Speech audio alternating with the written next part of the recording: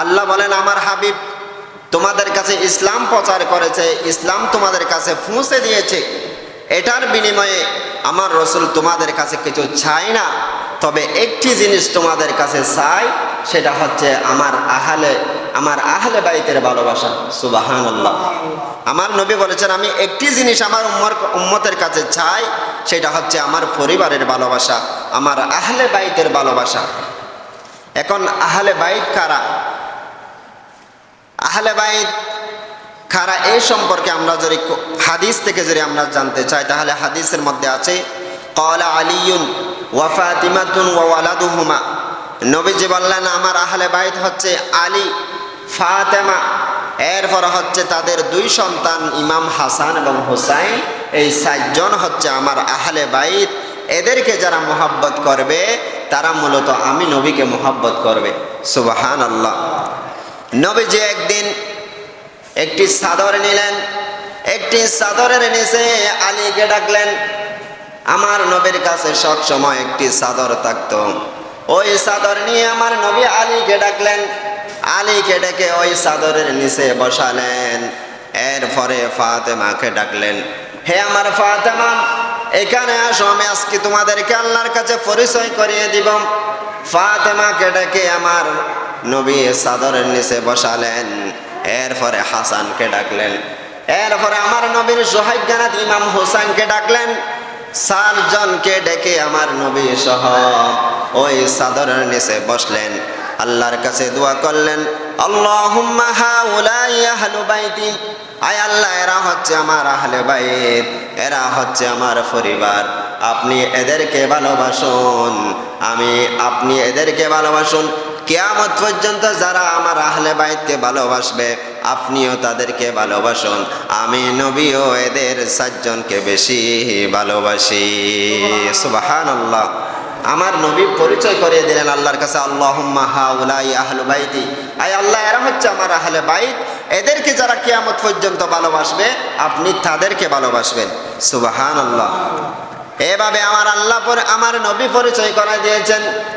যখন পরিচয় করাই দিচ্ছে, আমার নবীর বিবি উম্মে সালমা বলতেছে, ইয়া রাসূলুল্লাহ, আমি ওই চাদরের ভিতরে ঢুকতে চাই।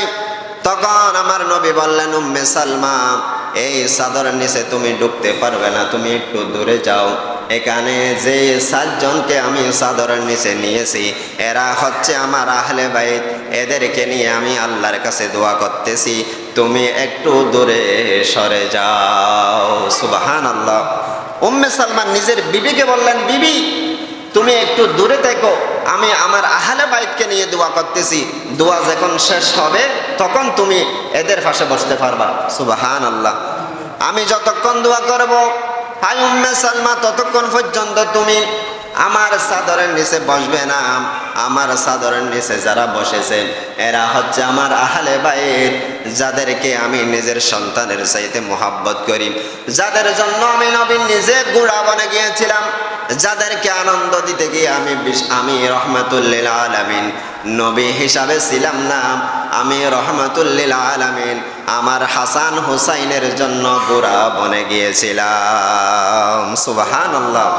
আমার নবীজি বললেন, আমি রহমাতুল লিল আলামিন হয়ে আমার নাতির জন্য হাসান এবং হুসাইনকে আমি এত বেশি মোহাব্বত করেছি, আমি তাদের জন্য একজন রহমাতুল লিল আলামিন হওয়ার পরও আমি তাদের জন্য ঘোড়া বনে তাদেরকে আনন্দ দিয়েছি।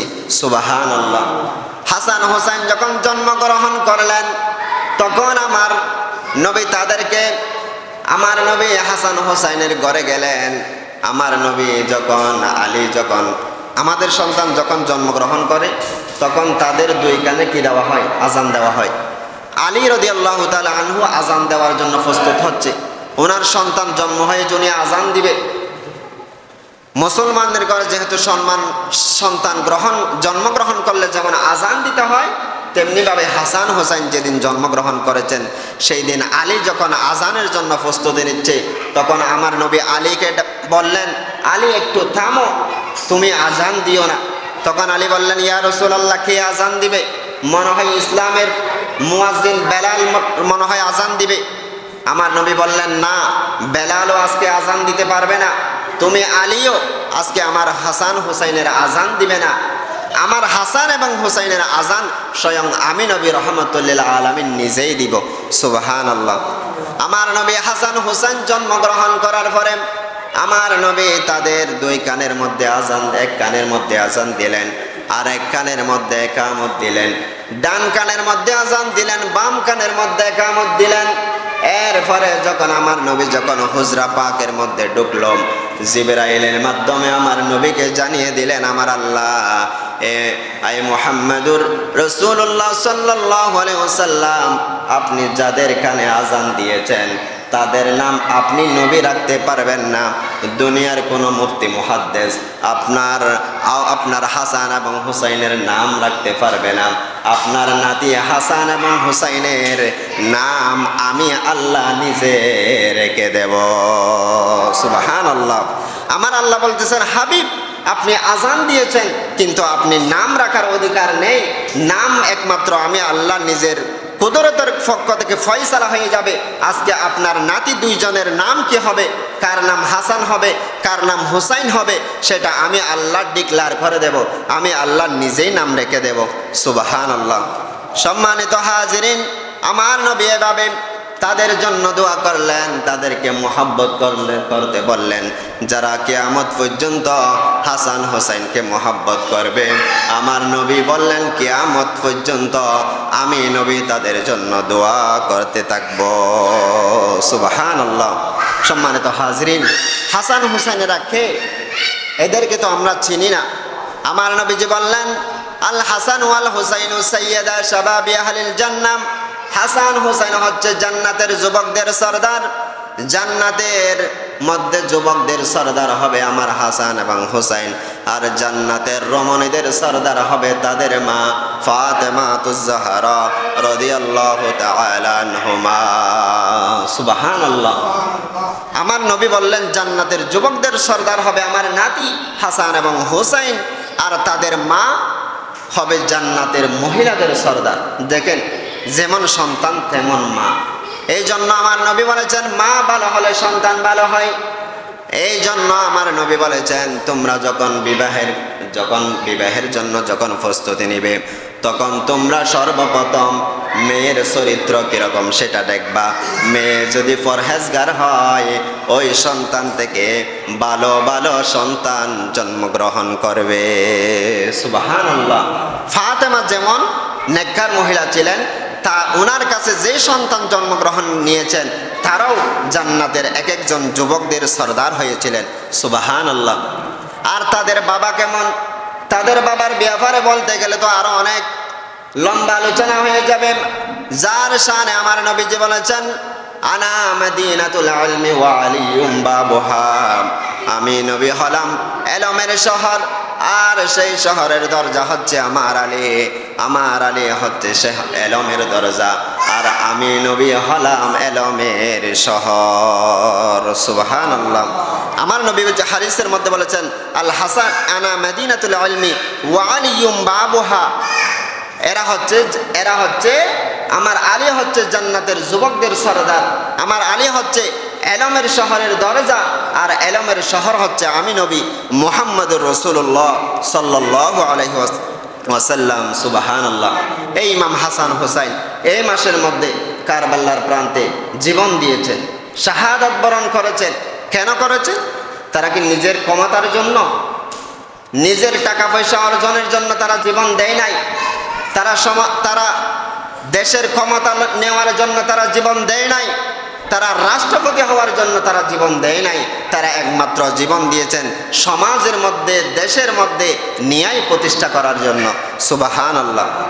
এই জন্য আমরা হুসাইনি, আমরা কখনো এজিদি মুসলমান হতে পারি না। অনেক আলেম বলতেছে এজিদ রহমাতুল্লাহ আলাইকে এজিদের শানে রহমাতুল্লাহ আলাই ব্যবহার করতেছে। নাউজুবিল্লাহ বলেন। যে সমস্ত আলেমরা এজিদের নামের পিছে রহমতুল্লাহ লাগাই, এরা আলেম নয়, এরা হচ্ছে জালেম। আল্লাহ পাক আমাদেরকে বোঝার তৌফিক দান করুন, সকলে বলি আমিন। তারাও মুসলমান ছিল, শুধু মুসলমান হলে হবে না, তারাও নামাজ পড়েছে, তারাও রোজা রেখেছে, তাদের মাথায় টুপি ছিল, তাদের মুখে দাড়ি ছিল, কিন্তু এরপরও তারা কত নিষ্ঠুরতা হয়ে আমার নবীর আহলে বাইতকে তারা কারবালার ময়দানে শহীদ করেছে। এই জন্য আমরা কখনো তাদেরকে সমর্থন করতে পারি না। যারা এজিদকে সমর্থন করে তারা কখনো মুসলমান হতে পারে না। এই জন্য আমরা হচ্ছে হুসাইনি, আমাদের পরিচয় আমরা হুসাইনি মুসলমান। আল্লাহ পাক আমাদেরকে হুসাইনি মুসলমান হয়ে কিয়ামত পর্যন্ত আমাদেরকে জীবন যাপন করার তৌফিক দান করুন, সকলে বলি আমিন। তাহলে হযরত আলী এমন একজন ব্যক্তি যিনি হচ্ছে হাসান এবং হুসাইনের পিতা। এই হযরত আলীকে আমাদের দেশে এক প্রকার মুসলমান আছে যাদেরকে শিয়া বলা হয়। তারা আলীকে বেশি মোহাব্বত করতে গিয়ে সিদ্দিক আকবরকে সাহাবী মানে না, হযরত ওমরকে সাহাবী মানে না, ওসমানকে সাহাবী মানে না। তারা বলতেছে ইসলামের মধ্যে খলিফার প্রথম হকদার হচ্ছে আলী। নাউজুবিল্লাহ বলেন। ইসলামের মধ্যে খলিফার প্রথম হকদার বলেছেন আমার নবী ওমর এবং আবু বকর, এই দুইজনের দিকে ইঙ্গিত করেছেন। আমার নবী বলেছেন আমি চলে যাওয়ার পরে তোমরা দুইজনকে খলিফা হিসাবে মানবে, একজন হচ্ছে আবু বকর, আরেকজন হচ্ছে উমর ইবনুল খাত্তাব রাদিয়াল্লাহু তাআলা আনহু। সুবহানাল্লাহ। সম্মানিত হাজরিন, এই জন্য যারা আলীকে বেশি মোহাব্বত করতে গিয়ে সিদ্দিক আকবরকে, উমর ফারুককে, ওসমান জুন্নরাইনকে সাহাবী মানে না, আমরা তাদেরকে সমর্থন করতে পারি না। তাদেরকে নাম দেওয়া হয়েছে তারা হচ্ছে শিয়া মুসলমান। এরা কখনো মুসলমানদের বন্ধু হতে পারে না। এরা ইসলামের মধ্যে ফসাদ সৃষ্টি করে, এরা সাহাবায়ে কেরামের মধ্যে বিভেদ সৃষ্টি করে। সমাজের মধ্যে সাহাবী নিয়ে কোনো দল ফসাদ সৃষ্টি করে নাই, একমাত্র শিয়া নামক একটি দল তারা সাহাবায়ে কেরামের মধ্যে ফসাদ সৃষ্টি করেছে। আল্লাহ পাক আমাদেরকে শিয়া মুসলমান থেকে হেফাজত করুন, সকলে বলি আমিন। সম্মানিত হাজরিন, হযরত আলী, তবে হযরত আলীর কতগুলো মর্যাদা আছে। হযরত আলীকে আমার নবী অনেক মোহাব্বত করতেন, তাই বলে কি তিনি ইসলামের প্রথম খলিফা আর কেউ তিনি ছাড়া আর কেউ খলিফা নেই এই কথা বলা যাবে না। কারণ আমার নবীজি রসুল পাক রসুলে করিম সাল্লাল্লাহু আলাইহি সাল্লাম হাদিসের মধ্যে বলেছেন আন-নাজরু ইলা ওয়াজহি আলিয়্যিন ইবাদা, যারা আমার আলীর চেহারা দেখবে তারা ইবাদত করবে। সুবহানাল্লাহ। আমার নবী বলেছেন যারা আলীর চেহারা দেখা মানে ইবাদত করার সমান। হযরত আলী এমন একজন ব্যক্তি ছিলেন যার চেহারা দেখলে ইবাদত করলে যেই পরিমাণ সওয়াব তার চেহারা দেখলে ওই পরিমাণ সওয়াব হয়ে যেত।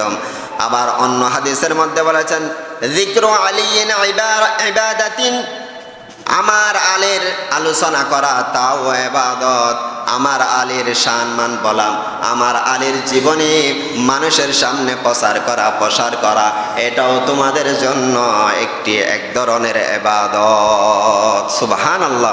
হযরত আলীর মর্যাদা আছে, আমরা আলীকেও সম্মান করি। হযরত আবু বকর, ওসমান জুন্নুরাইন, মাওলা আলী শেরে খুদা, আমরা 4 জন সাহাবীকে মানি। কিন্তু যারা শিয়া মুসলমান তারা শুধু আলীকে মানে আর সিদ্দিক আকবরকে তারা সাহাবীও মানে না। উমরকে বলো তারা সাহাবী নয়, একমাত্র খলিফার হকদার হচ্ছে একমাত্র আলী ছাড়া আর কেউ নয়। তারা এই বলে তাদের আকীদা। এই জন্য আমরা তাদেরকে মুসলমান বলি না, আমরা তাদেরকে শিয়া নাম দিয়েছি। আল্লাহ পাক আমাদেরকে শিয়া মুসলমান থেকে হেফাজত করুন, সকলে বলি আমিন। তারাও সুন্নি দাবি করে, যারা শিয়া এরাও সুন্নি দাবি করে। সুন্নি দাবি করলে হয় না, সুন্নি এটা দাবি করলে আদায় হয় না, এটা মানার বিষয় আছে, জানার বিষয় আছে। আল্লাহ পাক আমাদেরকে বোঝার তৌফিক দান করুন, সকলে বলি আমিন। হযরত ইমাম মালিক একজন ইমাম আছে না, আপনার নাম শুনেছেন। এই ইমাম মালিক যখন মদিনার জমিনে যখন হাঁটতেন তখন তিনি মদিনার জমিনের প্রতি এত সম্মান প্রদর্শন করতেন, এত তাজিম দেখাতেন। তিনি যখন কোনো গলির ভিতরে যখন হাঁটতেন তখন তিনি গলির মাঝখানে হাঁটতেন না, তিনি দেওয়ালের সাথে ঘেঁষে ঘেঁষে হাঁটতেন। সুবহানাল্লাহ।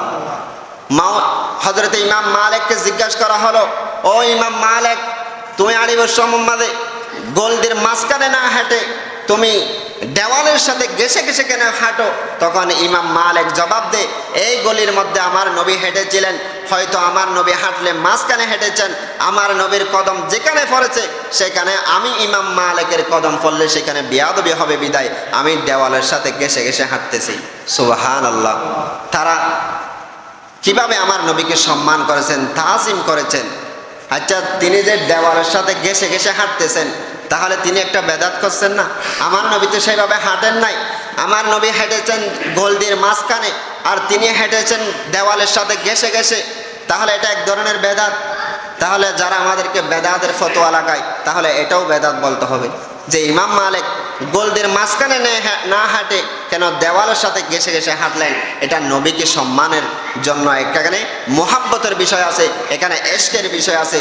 যার অন্তরের মধ্যে মোহাব্বত থাকবে না, এশক থাকবে না, তার কলবের মধ্যে ইমানও থাকবে না। এই জন্য মোহাব্বত এটা ইমানের বিষয়। যাদের মধ্যে ইমান আছে তাদের মধ্যে মোহাব্বত আছে, যাদের মধ্যে ইমান আছে তাদের মধ্যে আমল আছে, যাদের মধ্যে ইমান নাই তাদের মধ্যে আমলও থাকবে না, ইমানও থাকবে না। সম্মানিত হাজরিন, এই জন্য আহলে বাইতের প্রতি আমরা সম্মান করব, তাদেরকে আমরা শ্রদ্ধার সাথে স্মরণ করি, কারণ তারা দ্বীনের জন্য নিজের জীবন কোরবান করেছেন। সমাজের মধ্যে ন্যায় প্রতিষ্ঠার জন্য ইমাম হাসান হোসেন জীবন দিয়েছেন। তাহলে আমরা তাদেরকে স্মরণ করলে কি গুনাহ হবে? হবে না। তাদেরকে স্মরণ করে এই মাসের মধ্যে 10 দিন ব্যাপী 15 দিন ব্যাপী মাহফিল হচ্ছে, এটা তাদেরকে স্মরণ করে, কারণ তারা দ্বীনের জন্য জীবন দিয়েছেন। তারা কিয়ামত পর্যন্ত ইতিহাসের পাতায় তাদের নাম সোনালী অক্ষরে লিখিত থাকবে। কিয়ামত পর্যন্ত তাদের নাম, তাদের পরিচয় কিতাবের মধ্যে সোনালী অক্ষরে লেখা থাকবে। সুবহানাল্লাহ। সম্মানিত হাজরিন, এই জন্য আমি অনুরোধ করব আমাদেরকে আহলে বাইতকে মোহাব্বত করতেই হবে। হাসান হোসেনের অনুসরণ আমাদেরকে করতে হবে। তারা কিভাবে নবীর অনুসরণ করেছেন, তারা কিভাবে দ্বীনের অনুসরণ করেছেন, তারা কিভাবে ইসলাম প্রচার করেছেন। তারা কারবালার শিক্ষা থেকে, কারবালার ইতিহাস থেকে প্রথম শিক্ষা হচ্ছে নামাজ। কিন্তু হাসান হোসেন কারবালার ময়দানে যাওয়ার পরও তারা নামাজ ত্যাগ করেন নাই। একদিকে এজিদ বাহিনীর সাথে যে যুদ্ধ চলতেছে, আরেকদিকে ইমাম হাসান হোসেনের আরেকটি কাফেলা নামাজ আদায় করতেছে। সুবহানাল্লাহ। তাহলে তারা যদি এত বড় একটি বিপদময় একটি জায়গার মধ্যে গিয়েও, জিহাদের ময়দানে গিয়েও যদি তারা নামাজ তরক না করে, তাহলে আমরা ঘরের মধ্যে বসে থেকে যদি আমরা নামাজ তরক করি, তাহলে আমাদের কি উপায় হবে? তারা চাইলে সেই দিন নামাজ না পড়তে পারতেন, তারা দ্বীনের জন্য জিহাদ করতে গিয়েছেন। কিন্তু তারা কিয়ামত পর্যন্ত উম্মতদেরকে শিক্ষা দিয়ে গিয়েছেন, তোমরা যেখানে থাকো না কেন নামাজ অবশ্যই অবশ্যই আদায় করতে হবে। আমার নবীর হাসান হুসাইনকে যখন কাল কিয়ামতের ময়দানে যখন জিজ্ঞাসা করা হবে, আমার আল্লাহ যখন জিজ্ঞাসা করবেন, এ হাসানে হুসাইন, তোমরা দুনিয়ার মধ্যে তো নিজের জীবন বিলীন করে দিয়েছো, আজকে তোমরা আমার কাছে কি চাও? তখন হাসান হুসাইন বলবে, আল্লাহ আমরা কিছু চাই না, আমরা চাই আমার নানা জাতির উম্মতের নাজাতের ব্যবস্থা করেন, সেটাই আমরা চাই। সুবহানাল্লাহ। তাহলে তারা কিয়ামতের ময়দানও গিয়েও নানা জানের উম্মতের কথা চিন্তা করবেন। তাহলে তারা যদি আমাদের কথা চিন্তা করে, আমাদেরকে তাদেরকে স্মরণ রাখা অবশ্যই জরুরি। এই জন্য আমি অনুরোধ করব, 5 ওয়াক্ত নামাজ পড়া এটা কারবালার প্রথম শিক্ষা। এখন আমরা কারবালার জানি, মানি, আমরা কারবালাকে ধারণ করি, কিন্তু আমরা কারবালার আমলটা করি না। এই জন্য আমাদেরকে আমলও করতে হবে, জানতে হবে, মানতে হবে, আমলও করতে হবে। এটাই হচ্ছে ইসলাম। শুধু জানার নাম ইসলাম নয়,